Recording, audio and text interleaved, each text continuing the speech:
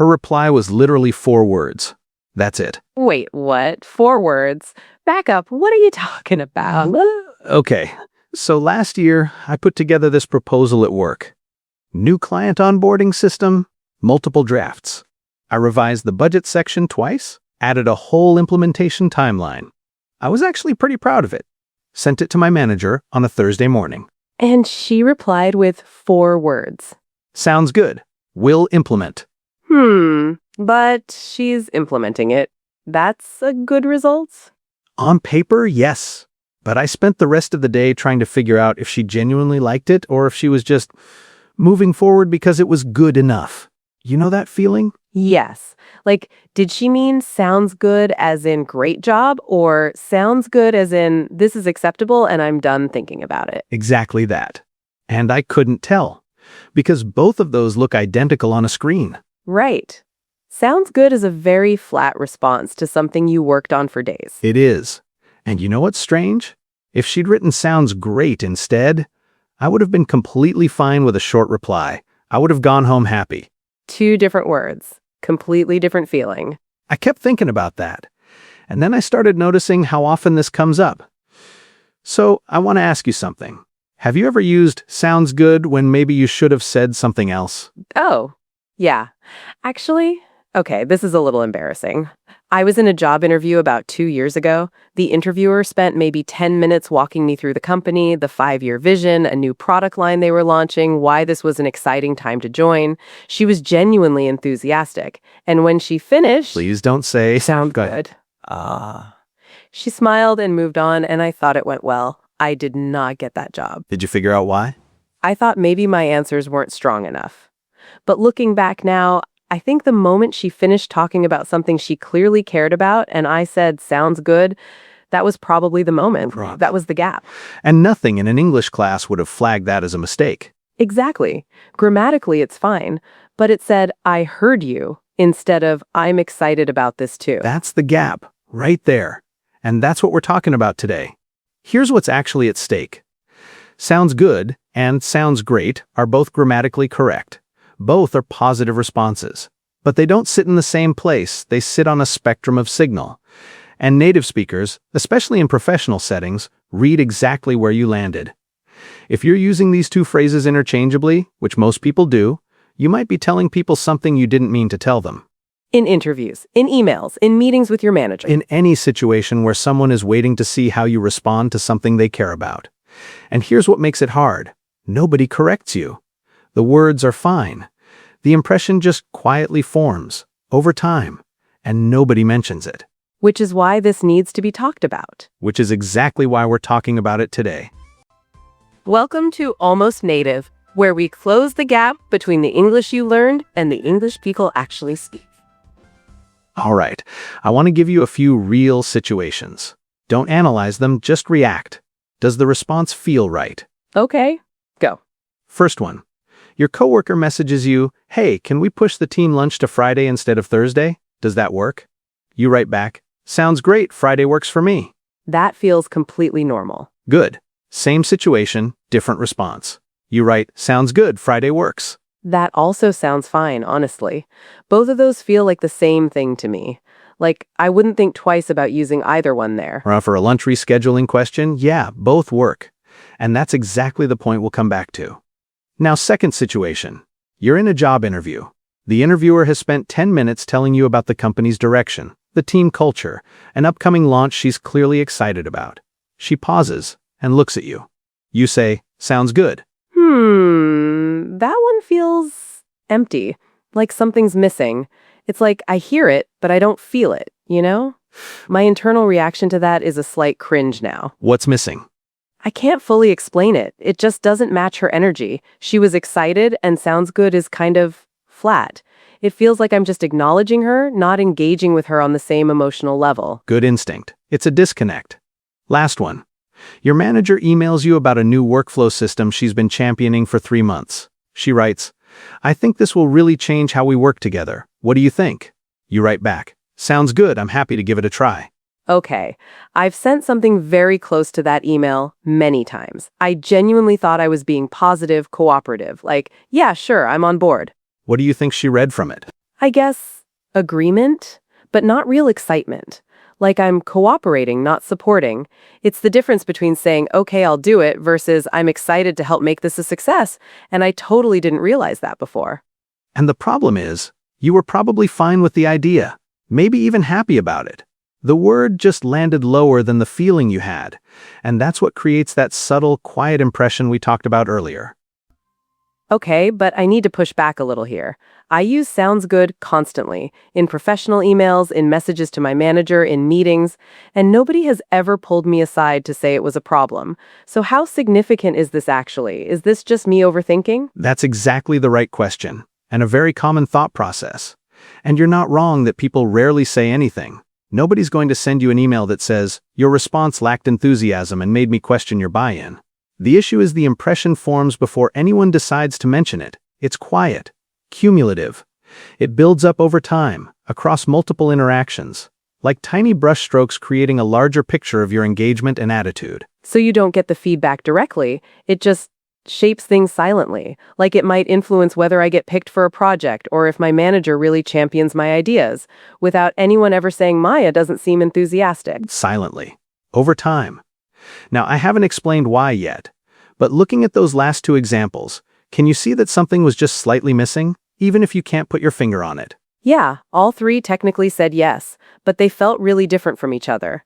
The lunch one was fine. The interview and the manager's initiative felt like they needed more. That's the whole lesson, hidden in plain sight. Why do you think they felt different? I think sounds good stops at agreement. Sounds great says something more. I just can't explain exactly what yet. It's like it adds a layer of positive emotion. Here's what that something more is. Sounds good and sounds great sit on a spectrum. Not a grammar spectrum, a signal spectrum. It's about the underlying message you're sending, often unconsciously. A signal spectrum, like a dimmer switch for enthusiasm. Exactly. Think of it as a scale of positive affirmation. At the bottom, just barely positive, sounds fine, or sounds okay. In the middle, a solid but not effusive positive, sounds good. Moving up, a genuinely positive and engaged response. Sounds great. At the top, truly exceptional enthusiasm. Sounds perfect, that's brilliant, or even amazing. So they're all positive, just not equally positive. Got it. Like a 5 out of 10 versus an 8 out of 10. Right. And here's the core rule. I want you to be able to say this back to me. Sounds good signals acceptance. It means I've heard it, I understand, and I'm okay with it. Sounds great signals enthusiasm. It means I've heard it, I understand, and I genuinely like it or I'm excited about it. Sounds good is acceptance. Sounds great is enthusiasm. Okay, that's clear. Acceptance versus enthusiasm. That makes so much sense now with my interview example. Exactly. And native speakers, especially in professional settings, hear that distinction even when they don't stop to analyze it. It's a gut feeling, an unconscious register. When your manager shared her workflow system and you wrote sounds good, she heard acceptance, perhaps a somewhat dutiful "I'll try it." When she was hoping for enthusiasm, because she'd been working on it for months, pouring her energy into it, she wanted buy-in, not just compliance. Precisely. She wanted to know you were actually on board, not just willing to try it. And going back to your interview, she finished describing the company. She was clearly excited, passionate even, and you said sounds good. She heard, "I have no objections." That's it. Nothing more. When I should have said, I'm genuinely excited about what you just described. This aligns with what I'm looking for. Which would have been sounds great, or that sounds really exciting, anything that showed I was actually there with her, sharing a sliver of her enthusiasm. Wow, that's a game changer for me. And you thought you were being positive, because it is positive, technically, but it's not the right kind of positive for that situation. That's the trap. Both phrases say yes, but one is a 5 on a scale of 10 and the other is an 8. And remember what I told you about my manager's reply? Sounds good, we'll implement. She gave me a 5, a low 5. I had been hoping for at least an 8 or even a 9 given how much work I put in, and I waited all day for it, rereading those 4 words trying to extract hidden meaning. Ha ha ha ha, that is a little sad. You were seeking validation in a 2-word email. It is. It really is. Okay, important flip side though. Sounds great is not always the better choice. It's not a universal upgrade.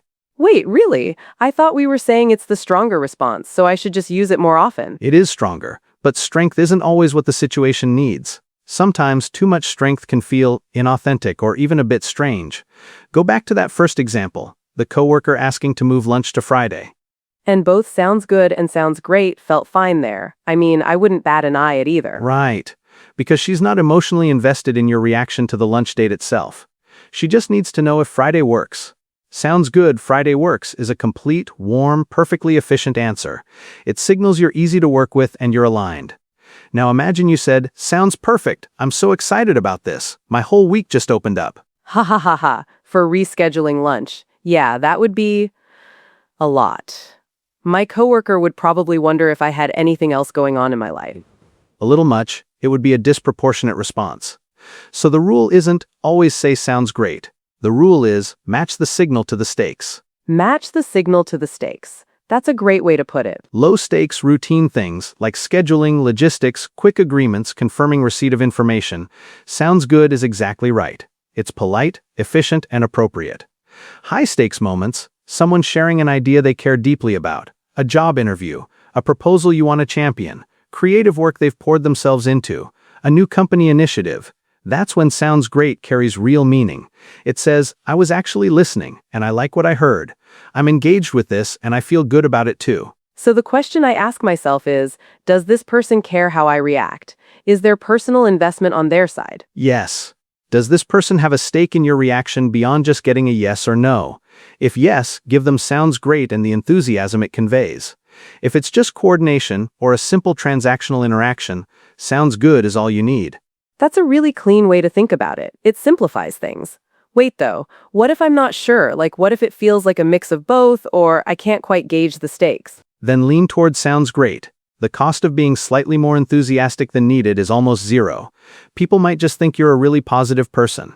But the cost of being less enthusiastic than expected, especially in professional situations or when someone is vulnerable by sharing something personal, can be significant. It can be misread as disinterest, lack of support, or even subtle disapproval. So when in doubt, go up the spectrum. When in doubt, go to great. I like that rule. When in doubt, go up. Let's put it into practice. 3 scenarios. You respond. I'll tell you if the signal matched. All right, I'm ready. My enthusiasm dial is primed. First one, you're studying at a university in Australia. Your study group is coordinating the deadline for a group assignment. Someone messages, can we all send our sections by Thursday so we have the weekend to review? You say, Sounds okay, Thursday works for me. That's what I would have instinctively said a week ago. try sounds good there instead. Really? Why? I thought sounds okay was just a mild positive, like a slightly weaker sounds good. Yeah, that's what many people assume, but sounds okay is going to read as lukewarm, possibly even reluctant to most native speakers, even here. It's a small thing, but sounds good is warmer, cleaner, more cooperative. Sounds okay already puts you in that territory we're going to talk about later, signaling subtle reservation or indifference. Oh, right. Okay, new response. Sounds good, Thursday works for me. That feels better, more collaborative. That's it. Perfect coordination situation, everybody just wants alignment, no strong emotional investment from the person asking. Sounds good is efficient and exactly right. Nothing more needed, nothing less. Okay, lesson learned on the spot. Never use sounds okay for positive agreement. Got it. Second one, you've just had a first-round interview at a company you genuinely want to work for. The recruiter calls and says they want to bring you in for a second round and asks if next Wednesday works. You say, Okay, so this is interesting. They're asking about a time slot. That's logistics, but it's also a job I really want, a high-stakes opportunity. So I need to show my enthusiasm here. what does your instinct say, given our rule? I'd say, sounds great, I'm really looking forward to it. Wednesday works perfectly. Add that extra little bit to show I'm genuinely keen. And why not just sounds good Wednesday works? It's still a positive response, right? Because the recruiter is going to tell the hiring manager how the call went. And sounds good doesn't say anything about how I feel. It just says the time slot is acceptable. Sounds great, I'm really looking forward to it. Says, I want to be there, I'm excited about the prospect, I'm invested. It's about selling myself even in the small interactions. Exactly. Even when the literal question is about scheduling, the subtext is about enthusiasm and commitment. Don't lose the subtext in high-stakes situations. Even for logistics, if the stakes are high, sounds great. That's a crucial distinction. It's not about the words, it's about the feeling you're trying to convey. Because it's not really about the calendar slot. It's about whether you want to be in the room, whether you're excited about the opportunity. Okay. Third one, you got this. Third one, bring it on. Third one, your manager has just walked you through a new initiative she'll be leading next quarter. It's a significant change, possibly even a bit ambitious. She's clearly invested, passionate about it, and has put a lot of work into planning. She asks what you think. So she cares, deeply. I definitely need to show more than just acceptance. I'd say, sounds great, I think there's a real opportunity there, and I'm looking forward to seeing how we can contribute to making it a success. Good. That's excellent. Now notice what you did after sounds great. I added something specific, something that showed I'd actually listened and processed what she said, rather than just giving a knee-jerk positive. Exactly. You showed you were actually thinking about it. Sounds great opens the door to that conversation. It signals genuine interest. But what you put after it is what makes it feel real rather than automatic. Anyone can say 2 words. When you follow it with something specific, even something brief like, I particularly like the focus on X, or that really addresses challenge Y, it shows you engaged with what they said, you processed it, and you're not just being superficially polite. And in emails especially, where there's no body language or tone of voice, that matters even more. The words have to carry all the weight. Precisely. In emails, tone of voice can't save a flat word choice. What you typed is what they read, and it's immutable once sent. So the full power move is sounds great plus one genuine specific observation or follow-up thought. That combination is almost impossible to misread as anything but enthusiastic and engaged support. And the rule pulling all of this together, match the signal to the stakes. Low stakes or coordination, sounds good is efficient and appropriate. High stakes, or someone who has a stake in your reaction, sounds great. And then, to avoid sounding automatic, add something specific and genuine after it so it doesn't sound like just a robotic phrase. That's it. Exactly that. You've got the core principle down. Okay, tell me something native speakers do here that no textbook covers. Give me the really nuanced, inside baseball stuff. All right, here are 2 things that often surprise people, even advanced English learners. And the first one is critically important because it's about the words below sounds good, on that signal spectrum. Sounds fine, sounds okay. What about them? You mentioned earlier that sounds okay can be problematic. Is it really that bad? They're technically positive, yes, but native speakers hear them very differently from sounds good. If someone shares a plan they've been excited about or a creative idea they've been developing, and you say sounds okay or that's fine, that can come across as something between lukewarm, indifferent, and even quietly critical. It often signals I'm not impressed or I have reservations that I'm not expressing. Okay, but honestly, sounds okay feels like a genuine compliment to me. Like, yes, that's good, I approve. It's still positive, just not over the top. And that's exactly the trap, because in many other languages, the direct equivalent of okay or fine is a perfectly legitimate, genuinely positive response. So you translate it directly, with good intentions. But in English, especially British and American English, okay or fine as a response to something someone has put effort or emotion into, or is seeking genuine feedback on, is faint praise at best. At worst, it's heard as passive-aggressive criticism, signaling I don't love it, but I won't say anything explicitly negative. It's often interpreted as a 3 stars out of 5 rather than a 4 stars. Oh no. Oh no. I have definitely used sounds okay as a genuine compliment in emails to my manager, to colleagues, even to friends about plans they were excited about.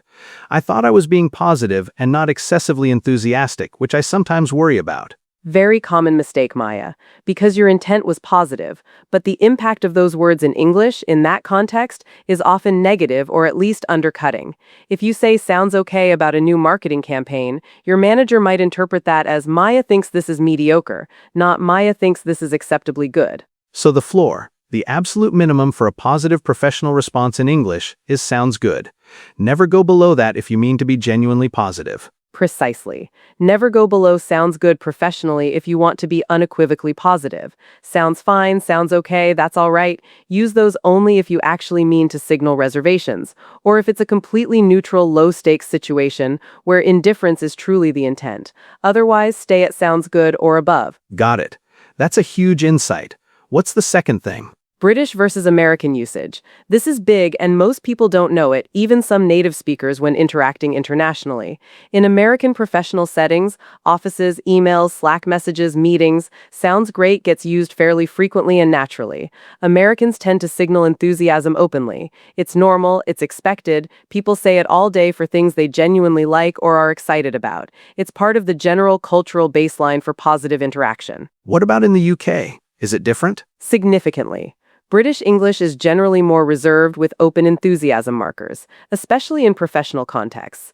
A British colleague saying sounds good about your proposal might genuinely mean I think this is a strong idea and I'm fully behind it, this is excellent work. They're just not going to escalate to sounds great unless they really, really, really mean it, like if it's truly groundbreaking or incredibly exciting. So the same words mean different things depending on where you are geographically? That's wild. What reads as a solid positive in London might be perceived as lukewarm in New York, and vice versa. Completely. What reads as perfectly acceptable and even quite positive in London can be interpreted as neutral or even slightly underwhelmed in New York. If you move from an American office to a British one, or if you're working on an international team, you absolutely need to recalibrate what you're hearing and what you're saying based on that cultural context. Because if I'm used to American enthusiasm levels and my British manager says sounds good to my project, I might think she's underwhelmed or not fully convinced, when actually she might be quite happy and thinking it's a smashing success. Exactly. And here's the thing, native speakers within those cultures sometimes misread each other on this too. It's not just a learner problem. An American colleague joining a British team and expecting sounds great to signal approval might feel consistently underappreciated or like their work isn't landing well, when actually the British team thinks their work is excellent, they're just expressing it in a more understated way. That's actually reassuring, strangely. Like, this isn't just us, as non-native speakers, getting it wrong. Even native speakers navigate this subtle linguistic minefield depending on where they are. It really highlights how much unspoken context there is in language. Language is context, always, and it's deeply tied to culture. The practical version of this insight: look at the people around you. Observe how your team responds to things. What does your manager say when something genuinely impresses her? What words do your colleagues use when they're truly excited? Match that baseline, don't just apply a generic rule universally. Read the room. Across cultures, read the room. That's excellent advice. That's the whole thing. Okay, let me pull this together. So sounds good and sounds great both say yes, but they're not the same yes. Sounds good is acceptance. You're agreeing, you're on board, but you're not necessarily showing enthusiasm. Sounds great is enthusiasm. You're saying, I actually like this, I'm excited about it. And how do you know which one the situation needs? Ask whether the other person has a stake in your reaction. If they do, if they put effort or emotion into what they shared, or if it's important to your relationship, give them sounds great. If it's just logistics or scheduling, or a routine confirmation, sounds good is completely fine. In fact, it's often the right answer there. And the advanced move, to really nail it? Don't just say sounds great and stop. Add something genuine after it. A specific observation, a quick follow-up thought. Make it clear you are actually listening and engaged, not just pressing a button. And the cultural layer, the hidden traps? Americans use sounds great more freely and expect it more. British speakers are more reserved, so when they do say it, it carries more weight. And the words below sounds good are actually dangerous. Sounds fine and sounds okay don't generally read as positive in English. They read as doubt, indifference, or quiet criticism. So sounds good is the floor, not the ceiling, for positive professional communication. That's a very thorough recap, Maya. You nailed it. I've been paying attention. This has been incredibly helpful. You have, and I think this is one of those lessons that really sticks, because you immediately see where you've been misfiring. Here's what I keep coming back to. The big grammar mistakes. Wrong tense, wrong preposition. People tend to notice those. Sometimes they say something, or a tool corrects you. But the small signal words, the nuance in emotion and intent, nobody corrects you. The impression just quietly forms, interaction by interaction, email by email. It's a silent force shaping how others perceive you. It's not the obvious mistake that gets you. It's the gap between what you meant and what they heard that causes problems. It's the subtle miscommunication that builds up over time. Exactly. And sounds good versus sounds great is a perfect, almost invisible example of that gap. Same sentence structure, completely different signal, different feeling on the other end. And nobody teaches the difference in a formal setting. The goal was never perfect grammar, really. It was always to say exactly what you meant, so the person on the other side heard exactly what you meant.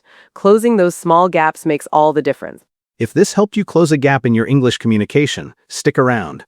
We have a lot more of these coming on Almost Native. Thanks for tuning in.